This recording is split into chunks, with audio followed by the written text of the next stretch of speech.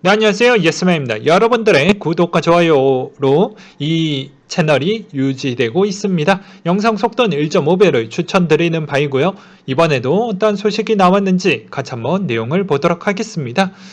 네, 민간 고용에 대한 수치가 나왔는데요. 51만 명의 증가를 기록을 했으며 이번 질병 여파로 부진했던 레저와 적객업 고용은 증가를 했다라고 합니다. 아무래도 백신 접종률의 영향이라고 볼 수가 있겠고요. 수석 이코노미스트에 따르면 최근 몇 개월 동안 서비스 부분에서 고용 확대는 상당히 긍정적인 현상이다.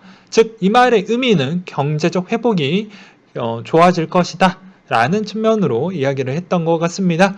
네, 제닛 앨런 재무장관이 국채시장의 회복력을 갖게 해야 한다고 주장이 나왔고요. 금융안전감독위원회 FSOC 회의에서 금융 시스템 붕괴를 막기 위해 과도한 정책 개입의 필수적이었음을 언급을 했으며 비은행 기관의 취약점을 면밀히 관찰을 해서 사전적으로 좀 대응을 하겠다라는 측면에 대한 언급도 나왔던 것을 알 수가 있게 되겠습니다. 원달러 환율에 대한 추이도 한번 보고 넘어가겠는데요. 1131원대 마감을 했다라고 합니다. 글로벌 달러의 강세로 인해서 원달러 환율의 상승 압력이 높아졌으며 월말 수출업계 내고 물량의 출해 등으로 하락 요인에 작용을 했다. 라는 내용이 있었고요. 달러 인덱스 추이는 93.2를 기록을 했는데 부양책 발표에 주시하는 가운데 재원 조달을 위해 대규모 증세가 예상됨에 따라 미 국채 수급이 압박이 완화된 영향을 금리 추가 상승폭을 제한을 했으며 이에 따라 달러화는 약 보합금에 마감을 했다라는 내용이 좀 눈에 들어왔습니다. 그 다음으로 코인에 대한 소식을 한번 보도록 하겠는데요. 키라 네트워크가 퍼블릭 테스트넷을 출시했다라는 내용과 CNBC가 골드만삭스 자산관리 고객의 비트코인 투자 채널 제공을 하겠다라고 되어져 있습니다. 그래서 이게 상당히 의미가 있습니다. 투자 채널이 하나가 생기는 거이기 때문에 그만큼 고객들이 그 채널에 또 많이 보면서 많은 투자에 대한 성향이 비트코인 쪽으로 많이 바뀌는 가장 중요한 형태로도 작용을 할 수도 있겠죠. 그래서 상당히 저는 이 부분에 있어서 초긍정적으로 보고 있는 실정입니다. 그리고 또한 기존의 주포가 중국과 미국이었다라고 하면 이 형태에서 미국에 대한 이 주포가 더욱더 강해질 것으로 저는 생각이 들기도 합니다. 그리고 저스틴 선이 타임즈 NFT 표지 21만 달러에 낙찰이 됐다라는 내용과 이런 소식으로 인해서 NFT의 시장의 논란거리도 상당히 많고 부작용도 많지만 이 시장의 흐름에 대한 그런 힘을 계속 이어나가기 위해서 여러 가지에 있는 이쪽 NFT에 대한 시장의 세력들이 계속 좋은 이야기를 뽑아내려고 하는 것 같아요. 그 중에 저스틴 선도 들어가져 있다라고 생각이 듭니다. 그리고 웨이브가 폴리곤 기반의 레이어 2 버전을 출시를 했다라는 점과 비탈릭 부테린 순 자산액이 7억 달러로 추정이 된다라고 나와져 있습니다. 그의 자산 중에 가장 큰 부분을 차지하는 것은 이더리움으로 최소 33만 3,520개 이더를 보유하고 있는 것으로 알려져 있다. 이걸 환산을 해보면 대략 7억 달러 정도 되는 거 아니냐라는 이야기가 나오고 있어요. 그리고 세계 최대 자산 운용사 블랙록이 올해 초 CME 비트코인 선물 계약을 보유를 했다라는 내용이 눈에 좀 들어왔고요. 그 다음으로 EPNS 유니스와과 협업을 해서 디파이 커뮤니케이션 레이어를 개발하겠다라는 내용과 팝스타 위켄드 첫 NFT 4월 3일 출시 예정이 있었고요. 그리고 리플의 SEC와 합의 성공에 대한 4월 1일 기준의 만우절 시즌이었죠. 그래서 가짜뉴스가 나왔는데도 불구하고도 리플은 전혀 움직일 기미가 보이지는 않았습니다. 근데 리플에 대한 이야기를 조금 더 해드리도록 할게요. 최근에 어떻게 보면 스테이킹을 해줄 수 있을 만한 좋은 코인 프로젝트가 두 건이 있죠. 그쪽에서 이제 스테이킹에 대한 소식이 나오게 되면 리플의 가격도 어떻게 움직이게 될 것인지 좀 기대도 해볼 필요성이 있다라는 생각을 좀 여러분들한테 좀 공유를 드리는 바가 있게 되겠고요. 이더리움 기반의 차세대 블록체인 캐스퍼가 메인넷을 출시한다라는 내용과 검찰이 2억 7천만 원에 압수한 비트코인을 122억 원에 팔아 국고에 기속을 했다라고 합니다. 그래서 되게 재밌죠. 관련 법령이 없어 비트코인 압수한 3년 넘게 보관해온 부분이 지금의 7,200만 원대까지 도달을 했으며 그거를 팔려고 하니까 122억 원으로 돌아왔다. 되게 재밌죠. 네. 현재 개수가 이 122억 원에 대한 가치가 191개 정도 된다라고 합니다. 그게 음란물 사이트 AV 스누프에서 몰수한 부분이라고 보시면 될 것 같습니다. 대법원 판결로 보게 되면 이게 2017년도 말에 정확하게 기억이 납니다. 17년도 11월 마지막 주에서 12월 첫째 주에 나왔던 내용입니다. 어떻게 나왔냐? 자산으로 보겠다라고 나왔습니다. 그렇기 때문에 여러분들이 기억이 아마 가물가물할 때쯤에 이 내용을 다시 한번 정리를 해드리는 부분이죠.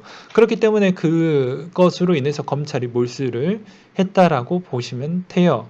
그래서 그 시점으로 인해서 한동안 이걸 어떻게 해야 될까 가만히 냅뒀는데 그대로 돈이 펌핑이 되면서 돌아왔기 때문에 아주 큰 실적을 냈다라고 볼 수가 있는 대목이겠죠. 근데 한편으로는 또 이 밑에 있는 제가 제일 좀 좋아하지 않는 박상린 님이 최근에 또 위원장 쪽으로 또 그쪽으로 또 감투를 또 쓰시면서 또 행동을 하려고 준비 중입니다. 아무튼 지금의 시장을 보게 되면 어떤 생각을 할까요? 최종구, 박상기, 유시민 씨를 이야기를 하는 것입니다. 각자 한번 생각을 해보셨으면 좋겠고요. 아이리스넷 메인넷 업그레이드가 완료가 됐다라는 내용과 중국의 인민은행 영국 국장이 여건을 갖춰지면 디지털 위안화 여객 거래 지원을 하겠다라는 소식이 있었으며 이더리움 스마트 컨트랙트 언어 솔리디티 버전별 NFT를 출시하겠다라는 내용이 나온 게 있습니다. 그리고 앨런 머스크의 스페이스 X 도지코인 가져간다라는 내용으로 급등을 보여주고 있어요. 여전히 한 우물만 파는 머스크 형인 것 같습니다. 다른 코인도 잠깐 언급만 해줘도 좋을 것 같은데 말이죠. 그리고 NFT 거래 플랫폼 왁스가 고젤라 영화의 디지털 NFT 카드를 판매하겠다라는 내용과 코인베이스가 모건 스탠리 출신의 변호사를 영입을 했고요. 이 부분은 자금세탁 방지 부분 법률 전문가로 활동을 했던 부분에 대한 영입을 했다라고 보시면 될 것 같습니다. 그 다음으로 보게 되면 이더와 NFT, 디파이, 레이어2, 폴카닷 내용의 후오비 코리아가 내놨던 시황 분석에 대한 내용을 설명을 드리도록 하겠는데요. 이더가 디파이 수요 증가와 NFT 경배의 지불 수단으로 사용된 점이 상승에 견인을 했다. 그리고 NFT가 플로우, 칠리즈, 샌드박스, 엔진 만화가 힘이 계속 꾸준하게 내주고 있죠. 그리고 디파이가 메이커, 컴파운드, 써니 엄청나게 급등을 보여주었습니다. 그건 유니스왑과 스시스왑에 대한 영향성도 좀 끼쳤다라고 저는 생각을 하고 있어요. 레이어2가 디파이 강세에 따라 전반적인 상승 중이며 신세틱스, 어미세고, 루플랑 등 상승을 보여주었다고 합니다. 폴카닷이 새로운 NFT 프로젝트 폴카몬이 2분 만에 IDO로 완판이 됐다라고 하고요. 스토리지 토큰이 파일코인의 220달러에 돌파를 해서 20% 가까운 상승률을 보여주기도 했다라는 내용이 나왔습니다. 그 뒤로 또 업비트 2년 6개월 입출금 주소 X라고 해서 닉네임이 좀 그래서 굳이 언급 안 하고 패스하고 본론으로 넘어가도록 하겠습니다. 이분이 분석한 내용을 따라서 설명을 드린다고 하면 팩소스에 대한 이야기인 것이에요. 네, 보게 되면은 비트렉스 없이 독자 운영에 나서 업비트 규제 준수 행보이다 라고 해서 과거에 이런 이야기가 나왔죠. 새 마켓에 오더북을 공유해 두 거래소의 이용자의 주문을 함께 표시를 했죠. 그래서 유동성을 더욱더 크게 만들기도 했습니다. 그래서 이것으로 인해서 어떻게 보면 소형 코인들이 좀 수혜를 많이 받았죠. 유동성이 없는 거 서로 그 부분을 메꿔서 했기 때문에 과거에 소형 거래소에서 가장 치명적인 단점을 보완을 했던 부분이었는데 결국엔 도려내고 오히려 BTC 마켓도 죽고 비트렉스는 비트렉스 나름대로 또 문제가 발생을 하면서 또 상당히 힘들어진 부분이었죠. 그래서 적절한 시점에 잘 끊어낸 것도 잘한 점이다. 그 대신 약간 아쉬운 점도 있었다. 뭐 이렇게 볼 수 있는 대목이겠죠. 그래서 이분 나름대로 한번 분석을 해보았다라고 합니다. 2018년도 9월 달부터 오피트 입출금이 막혔다.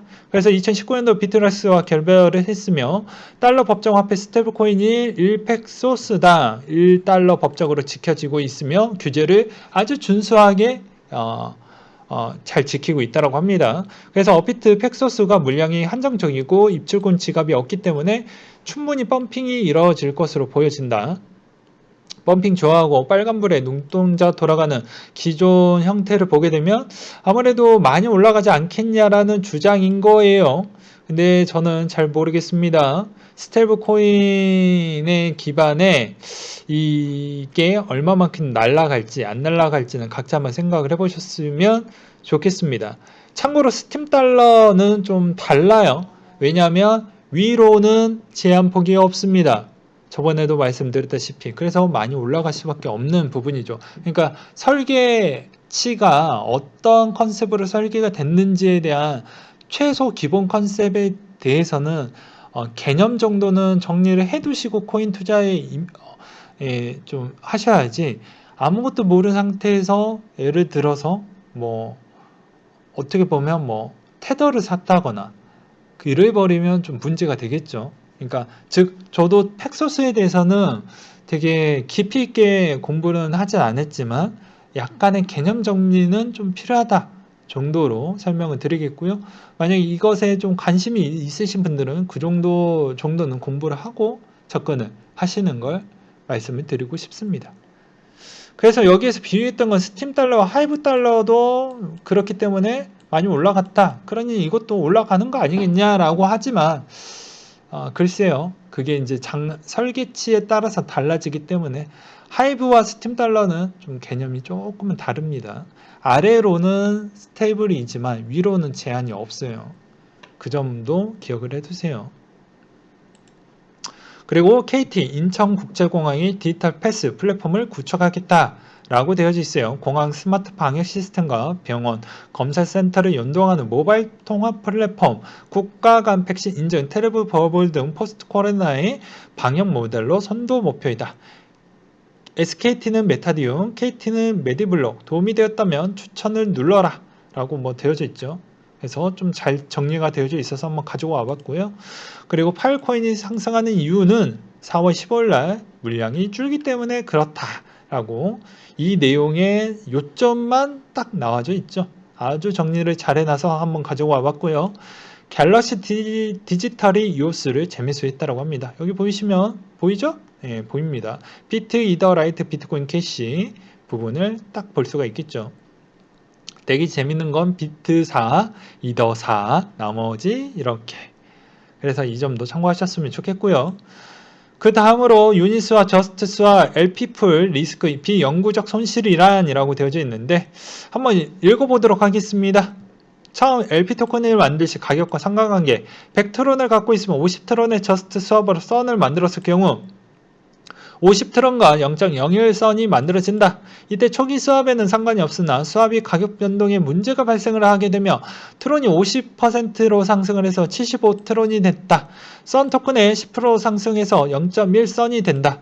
이때 내가 다시 선 토큰에 트론을 바꾸려고 하게 되면 가격이 올라버린 트론을 선 토큰으로는 원래 개수만큼 사지 못하게 된다. 저스트 스왑에 하기 전까지는 선 토큰의 트론의 위의 예시처럼 가격 상승의 비율이 동일하지 않을 때 바꾸지 않을 경우에 비영구적 손실이라고 볼 수가 있겠다. 위의 예시처럼 두 개의 가격 상승 비율이 동일하지 않을 때에는 저스트 스왑을 해서 썬 토큰의 트론으로 바뀌었을 경우에는 영구적 손실이 발생을 한다. 다만 여기서 풀이 높은 요율의 여러 개 코인을 주는 이유가 있는데, 이러한 리스크를 보완하기 위해서는 높은 요율로 여러 개 코인을 주게 된다. 썬 트론풀에 참여 시 트론, 썬, 저스트, 비트토렌더 가 6개 코인을 주는데 추후 이 코인들의 가격 상승을 예상을 한다면 위에 비영구적 손실을 커버될 거라고 본다. 한 줄 요약으로 설명을 한다고 하면, 초기 저스트 스왑 후 LP 토큰을 만들고 풀 구동을 한다면 만기 채우고 나중에 저스트 스왑을 코인을 바꾸는 것을 안 하면 된다. 예외로 트론이나 썬 토큰이 스왑 당시 똑같이 50%가 올랐으면 스왑에도 무방하다. 저도 본문 중이라 제가 갖고 있는 풀 기준을 설명을 했다. 그러니까 여러분들도 분명히 스왑을 하려고 하시는 분들, 뭐 디파이에 관심을 가지시는 분들, 이런 쪽에 대한 쪽에 또 도움이 되고자 해서 한번 설명을 드리는 부분이었고요. 제가 좀 조심스럽게 설명을 드리고, 추가 설명을 좀 드리고 싶은 부분은 디파이를 언제 쓰냐. 시장이 다시 박살날 때 디파이를 하는 걸 좀 저는 그렇게 보고 있는 실정입니다. 저는 시장이 박살이 나면 그때부터 디파이 쪽으로만 투자를 할 겁니다. 지금은 아니고요. 왜 그러냐면 올해 세금에 대한 문제가 없죠. 내년부터 생기기 때문에 깔끔하게 올해 수익을 충분히 내고 내려가는 시점에 디파이를 하게 되면 개수 늘리기가 아주 편할 것이기 때문에 디파이를 적절하게 잘 이용을 할 겁니다. 그래서 저는 코인이 엄청난 하락이 나오게 되면 비트도 모아가겠지만 한편으로는 디파이에서 살아남는 프로젝트들 중에서 그쪽만 파서 수합을 할 생각을 갖고 있습니다.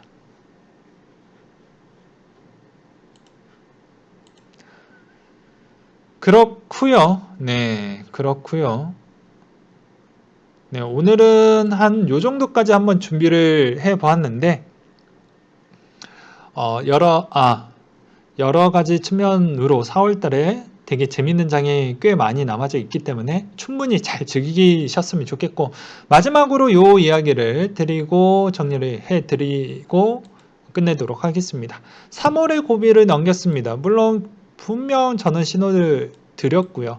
적절히 개수를 많이 모아가게 되면 충분한 수익을 낼 것이다. 드디어 4월달이 돌아왔습니다. 만우절이 지나갔고요. 이 시점에 있어서 2차 부양책도 남아져 있는 실정이고, 그런 부분이 있기 때문에 충분히 수익을 낼 것이고, 하나 더 보게 되면 도미넌스 추이가 드디어 50%, 60%대가 깨져버렸습니다. 물론 더 올라올 수도 있겠죠. 근데 저는 오히려 지금 시점에서 그레이스케일에 대한 방향성과 그리고 현 시점에 있어서 NFT와 디파이에 대한 그런 연결적 관계의 도를 좀 그림을 그려보았을 때는 현 상태에서는 아마도 알트코인에 대한 도미넌스 B가 생각보다 그렇게 많이 빠지진 않을 것 같다라는 생각이 들고요. 그리고 국내 같은 경우의 심리적인 부분은 여전히 2017년도와 2018년도 때가 좀 극과 극이죠. 17년도 때 엄청난 부를 축적을 했듯이 이번에도 지금 알트가 좀 많이 핫하게 올라오고 있는 실정입니다. 그렇기 때문에 지금의 또 그만큼 알트만 투자하는 유저들이 꽤 많이 늘어났다는 점이죠. 이 말의 의미는 공통된 부분이 있습니다. 그건 전 세계도 마찬가지라고 볼 수가 있겠죠. 네. 대부분이 알트에 대한 수익률 부분에 또 매료가 돼서 충분히 그럴 것이라는 생각이 들었기 때문입니다. 그래서 적절하게 잘 이용을 해본다고 하면 알트의 수익률은 극대화할 수 있고 비트 부분도 적절하게 수익권을 안정적으로 가져갈 수 있는 부분이 되지 않을까 싶네요. 아무튼 지금의 시점에 있어서 잘 즐기셨으면 좋겠습니다. 네, 이상으로 마치도록 할게요.